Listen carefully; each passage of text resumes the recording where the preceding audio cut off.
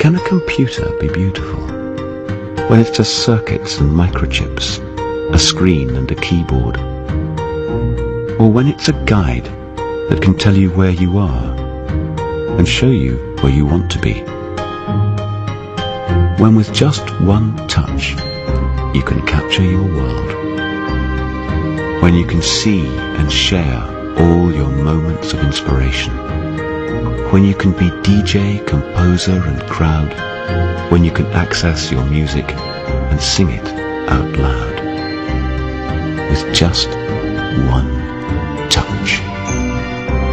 When it's mobile and wireless, when it's online and always with you, when it's advanced smart technology, sleek and slim,